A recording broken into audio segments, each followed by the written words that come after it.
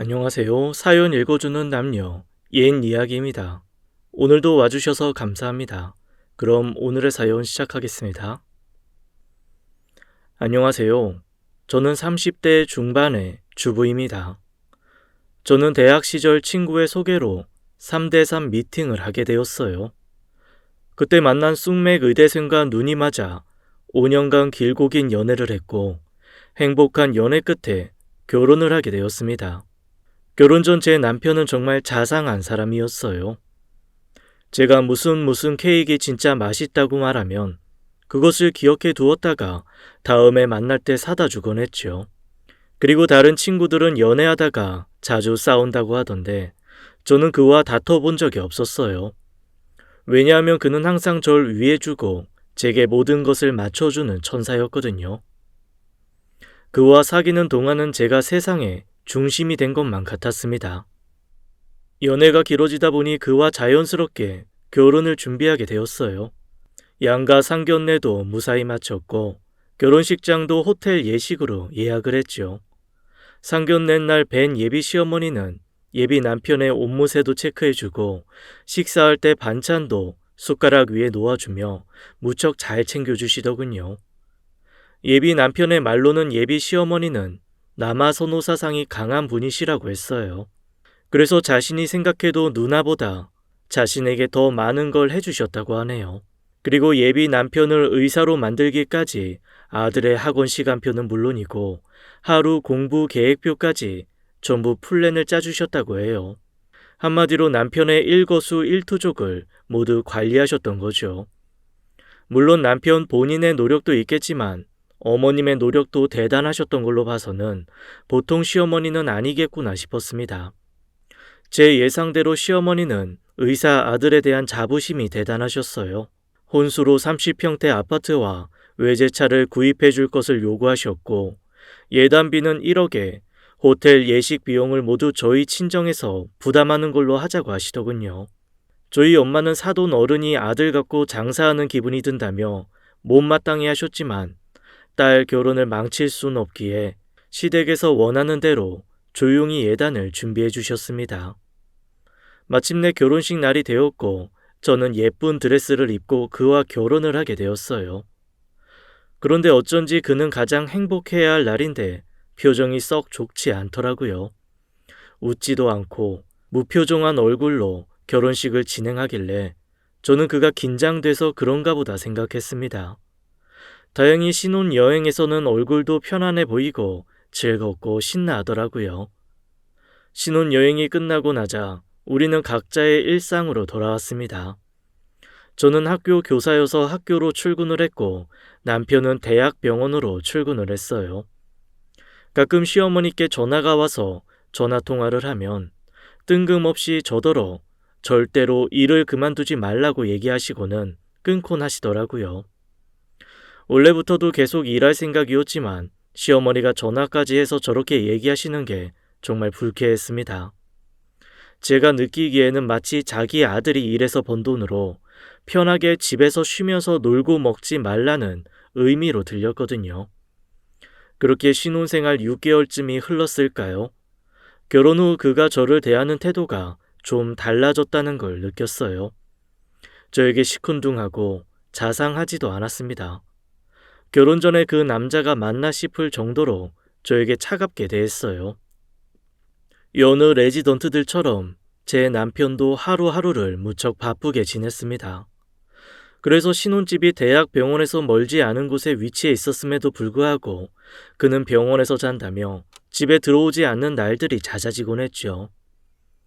어느 날은 며칠을 안 들어오길래 제가 그의 속옷과 옷가지들을 챙겨서 그가 일하는 병원으로 찾아갔습니다. 그리고서는 병원 1층 로비에 와 있으니 혹시 지금 내려올 수 있냐고 전화를 했죠.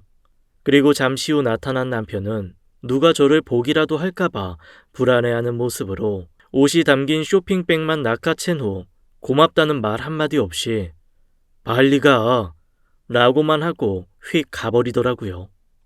그때부터 전 뭔지 모를 불안감이 들었어요. 뭔가 이상하다는 생각이 머릿속에 계속 맴돌았습니다.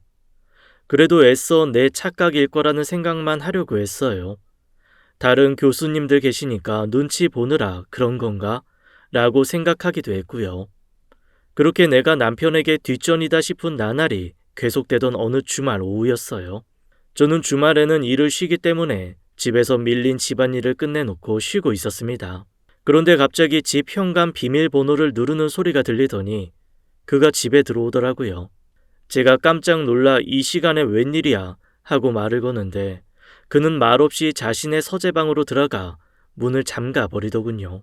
갑작스러운 귀가에 들어오자마자 자기 방으로 들어가 문을 잠그니 무슨 일이 있는 건 아닌지 걱정이 되더라고요. 그의 방 앞에서 노크를 하며 무슨 일이냐며 문 좀 열어보라고 했고 남편은 지금 혼자 있고 싶으니 자기를 내버려 두라고 했습니다. 전 남편의 말에 더 이상 아무 말도 할 수 없었어요. 그저 시간이 좀 필요한가 보다 생각하며 무슨 일이 있는 건 아닌지 걱정스러워했죠. 나중에 병원에서 저에게로 연락이 왔고 알고 보니 그가 병원 생활에 지쳐서 병원을 뛰쳐나온 거였더라고요. 얼마나 힘들었으면 그랬을까. 남편이 정말 안쓰러웠습니다. 그에게도 쉴 시간이 필요했던 거였죠. 저는 그가 방에서 나올 때까지 말없이 기다려 주었고 그를 잘 다독여 주었어요. 다음날 그는 다시 출근을 했습니다. 그렇게 해프닝이 끝난 줄 알았어요. 그리고 한 달 후쯤 또 그가 병원을 탈출했고 점점 탈출하는 빈도수가 많아지기 시작했어요.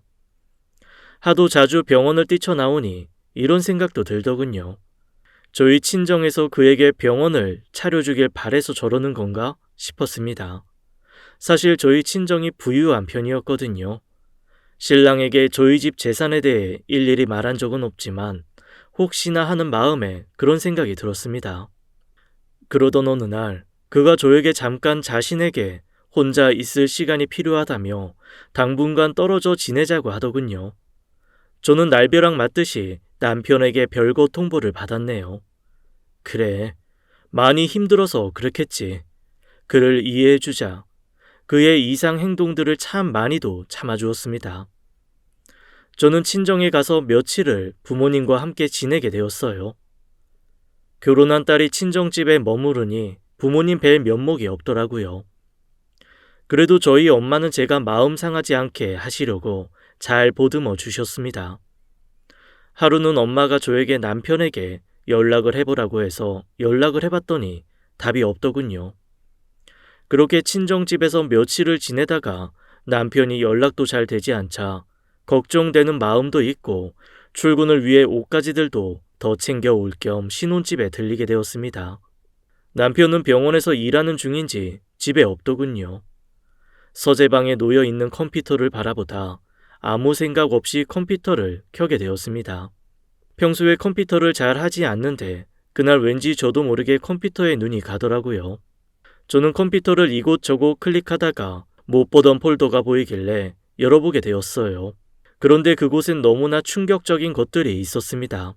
폴더에 저장되어 있는 사진들 속에는 누드 차림의 여자와 남편이 호텔에서 함께 찍은 사진들이 잔뜩 있었어요. 더 충격적인 건 한 여자가 아니라 여러 명의 여자 사진들이었습니다. 사진에 있는 여자들과 있던 장소가 하나같이 다 다른 걸로 보아서는 남편은 제가 없는 동안 원나잇을 하고 다녔던 것 같더라고요. 그 사진들을 보는데 심장이 쿵쾅거리고 온몸이 떨려 정신을 못 차릴 것 같았어요. 이 사람이 이러려고 내게 별거를 하자고 했던 거란 생각이 들자 배신감에 눈물도 나고 화도 났습니다. 나중을 위해서 증거를 수집할 목적으로 떨리는 손으로 재빨리 그 사진들을 제 메일로 전송시켰어요. 그리고 곧이어 현관문 비밀번호 누르는 소리에 너무 놀라 저도 모르게 후다닥 컴퓨터를 껐습니다. 남편이 들어오더니 네가 왜 여기 있냐며 차갑게 물었고 저는 쌀쌀 맞은 남편의 말투에 눌려왔던 감정들이 터져 나왔어요. 저는 최대한 차분하게 말하고 싶었지만 떨리는 목소리로 남편에게 가까스로 말했습니다. 내가 여기 있으면 안 될 이유라도 있어? 내가 왜 내 집에도 못 들어와야 되는데 내가 있으면 딴 여자들이랑 바람 피우는데 방해라도 되나 보지?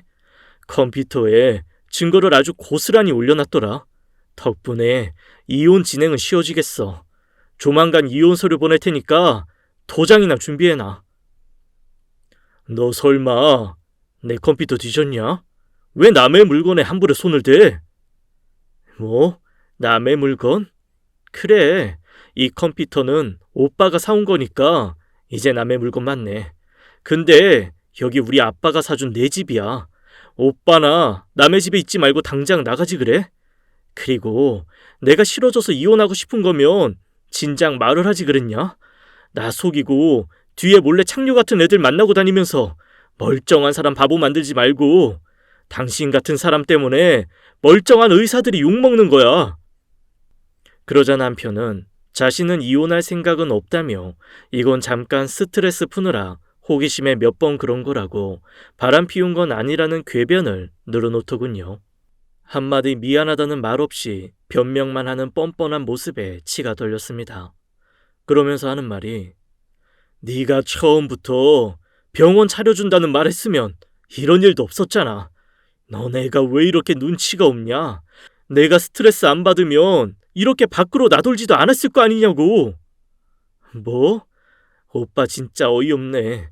바람핀 것도 모자라서 오빠가 저질스럽게 몸 굴리고 다닌 주제에 병원을 차려달라고? 오빠 이 정도밖에 안 되는 사람인 줄 알았으면 애초에 만나지도 않았어. 저는 친정으로 돌아가 이 사실을 알렸어요. 부모님들도 남편에게 큰 배신감을 느끼시고 분노하셨습니다.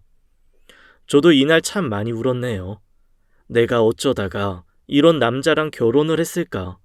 연애를 짧게 한 것도 아닌데 어떻게 5년간 본인 성격을 꼭꼭 숨기고 있다가 결혼하고 돌변할 수 있을까?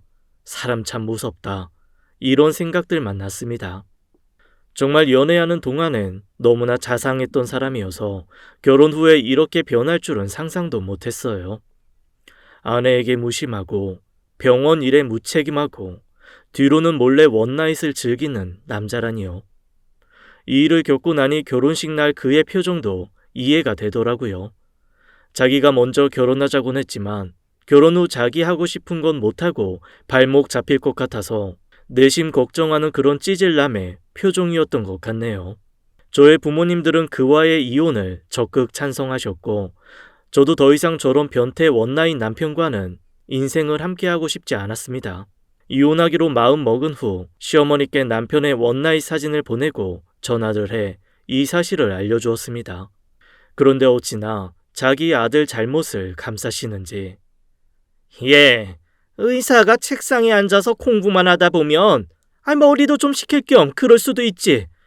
넌 겨우 그런 걸 가지고 무슨 이혼을 한 해 만에 시어머니한테 천하지리니? 그리고 애초에 네가 내조를 잘했으면 이런 일도 없었을 거 아니야. 게다가 우리 민준이가 너한테 친정에 가 있으라고 했다는데 넌 굳이 신혼집에 들어가서 이 사단을 내니? 엄연히 따지면 네 잘못도 있는 것 같구나. 라고 하시는데 전화통화 내내 전화기를 던져버리고 싶은 마음이 굴뚝 같았습니다. 어머님, 잘못이라뇨. 입은 삐뚤어졌어도 말은 바로 하셔야죠. 저 민준 씨가 혼자 있고 싶다고 해서 제 집에서 나와서 친정집에 머물러주는 배려도 해줬고요. 일 때문에 바쁘다며 집에 안 들어오는 것도 실은 내색 한 번 안 했어요. 게다가 맞벌이 하면서 남편 집안일 한 번 시켜본 적 없다고요. 그리고 더군다나 전 매일 밤 남자 갈아치워가며 잠자리 한 적도 없거든요. 적반하장도 유분수지. 어머니, 실성하셨어요?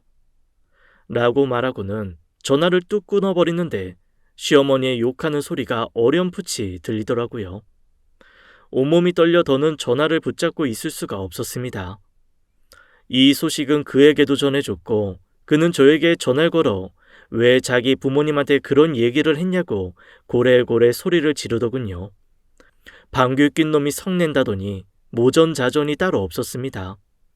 남편은 미안하다, 잘못했다 말 한마디 없이 자기 부모님한테 그 사진을 뿌렸다는 게 몹시도 화가 났나 봅니다.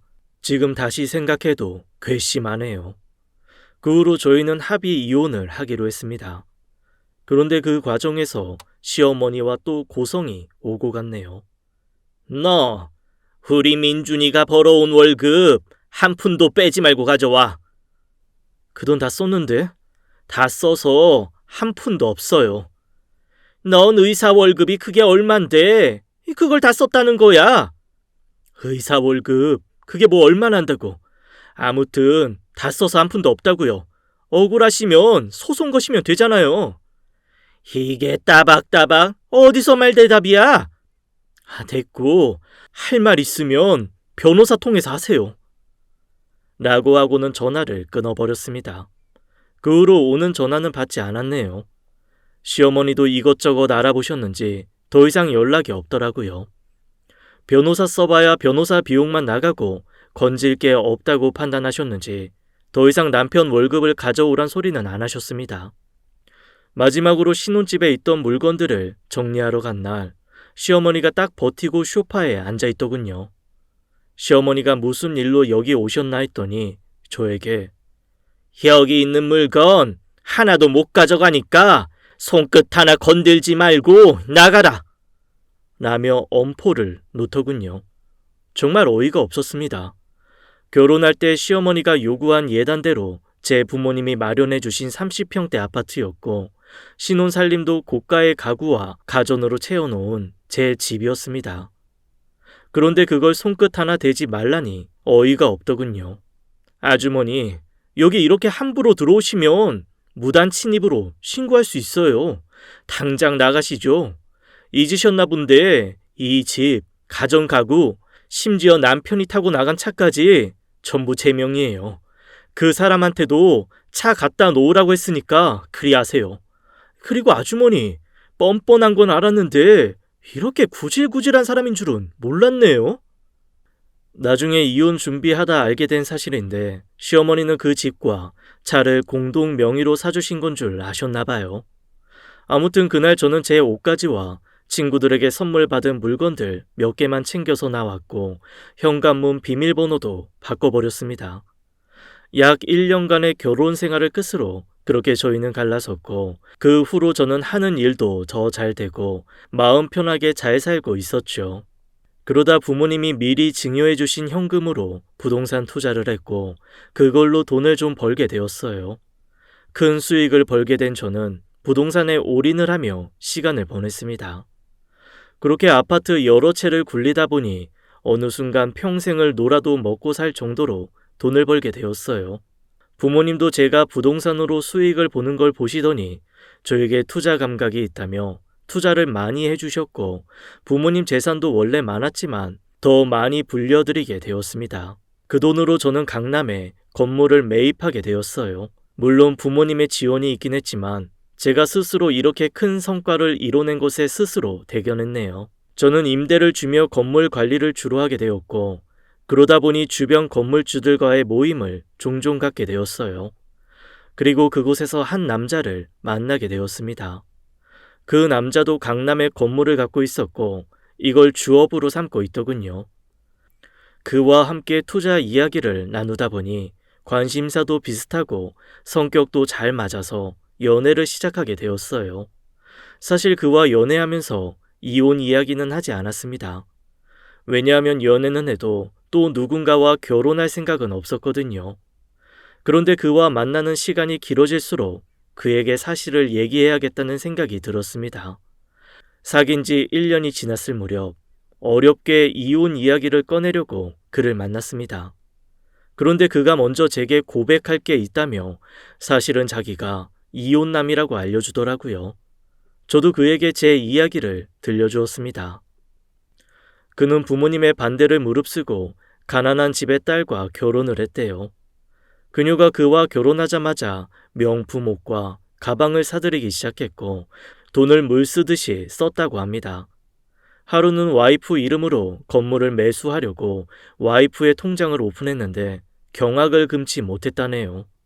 모아둔 돈은 한 푼도 없었고 오히려 마이너스가 찍힌 통장을 보고 와이프를 추궁하니 친정집이 어려워 도와드리느라 돈을 좀 썼다고 했는데 그 돈이 무려 5억이 넘는 돈이었대요. 그 후로도 1억을 더 달라고 하기에 처가댁에 전화를 드렸더니 자기네는 자네한테 돈 달라고 한 적 없다고 무슨 소리냐며 황당해 하더래요. 알고 보니 그의 와이프가 도박에 빠져 도박 빚에 시달리고 있었고 그때마다 마이너스 통장을 쓴 거라는 사실을 알게 되었다고 했습니다. 도박에서 헤어나오게 하려고 온갖 노력을 해봤지만 와이프는 정신을 못 차리고 심한 도박 중독에 걸려 이혼을 하게 되었다는 씁쓸한 이야기였습니다. 그의 이야기를 모두 듣고 난 후엔 제 이야기를 들려주었어요. 남자친구는 제 이야기를 다 듣고는 우리 둘 다 한 번씩 결혼에 실패한 사람이어서 오히려 다행이라고 했습니다. 그래서 우리가 만날 수 있었던 거라며 오히려 지금은 감사한 생각이 든다고 하더군요. 저희 둘은 서로의 과거를 털어놓고 오히려 더 사이가 돈독해졌고 그로부터 6개월 후에 결혼식을 올리게 되었어요. 시부모님도 저를 많이 예뻐해 주셨고 저희 부모님도 듬직한 남편을 무척 마음에 들어 하셨습니다. 저희 둘은 허니문 베이비를 갖게 되었고 양가 부모님의 축복 속에서 정말 행복한 나날을 보냈죠. 그렇게 쌍둥이 아기가 태어났고 저는 육아를 하며 행복한 시간을 보내고 있었어요. 그렇게 3년이 흘렀습니다. 그러던 어느 날 가족들과 식사를 하는데 시아버지께서 병원 모임이 있는데 그곳에 함께 참석했으면 하시더라고요. 시아버지께서 병원 건물을 하나 가지고 계셨는데 그곳 사람들에게 손자들을 자랑하고 싶으신 것 같았어요. 왜냐하면 시아버지의 손주들 사랑이 무척 크셨거든요. 매일 지인들에게 사진으로만 보여주시다가 직접 보여드리고 싶었나 봐요. 저는 흔쾌히 알겠다고 하고 초대장을 받았습니다. 그 초대장에는 땡땡병원 이사장 김도진이라고 아버님의 성함이 쓰여 있었어요. 저는 아버님이 병원 이사장님이신 건 미처 몰랐는데 그날 집에 가는 길에 남편에게 물으니 땡땡병원 이사장이시고 이번에 10주년 행사를 하는 거라고 얘기해 주더군요. 며칠이 지나 땡땡병원 10주년 행사날이 되었어요. 저는 남편과 아이들을 챙겨서 시부모님과 함께 호텔에 마련된 행사장에 도착했습니다. 시아버지는 단상에 올라가 10주년 축하 연설을 하시고 저희는 예약석에 앉아서 아버님의 연설을 경청하고 있었죠. 저는 쌍둥이 아이들을 챙기느라 정신이 없었는데 첫째가 뛰어다니다가 한 의사와 부딪혀서 그분 옷에 음료수를 잔뜩 쏟고 말았어요. 그분께 죄송하다 인사드리려고 얼굴을 보는데 그건 다름 아닌 제 전남편이더군요. 제 전남편도 저를 알아보고는 깜짝 놀라며 말을 걸더라고요. 네가 여기엔 웬일이야? 우리 시아버지가 땡땡병원 이사장님이시거든. 오늘 병원 10주년 행사라고 해서 온 거야. 네가 어떻게 이사장님 아들이랑 결혼을 했어? 나 당신이랑 이혼하고 하는 일마다 다 잘 되더라. 그래서 나 강남에 건물까지 사게 됐어. 건물주 모임에서 만난 게 내 남편이고. 그때 남편이 옆으로 와서 전 남편과 인사를 시켰죠. 제 남편은 그가 전 남편이라는 사실을 알고는 좀 놀라는 눈치였지만 보란듯이 제 어깨를 감싸 안더군요. 나중에 한 사실이지만 남편은 제 전 남편에게 우리 이렇게 행복하게 잘 먹고 잘 산다. 뭐 그런 걸 보여주고 싶었대요. 그 후 남편은 제 전 남편에 대해 알아보았나 봐요. 지인들을 통해 들은 사실로는 전 남편이 같은 병원에 근무하는 엄청 예쁜 간호사와 결혼을 했는데 그 간호사가 다른 의사와 바람이 나서 애를 떠넘기고는 집을 나갔다더라고요.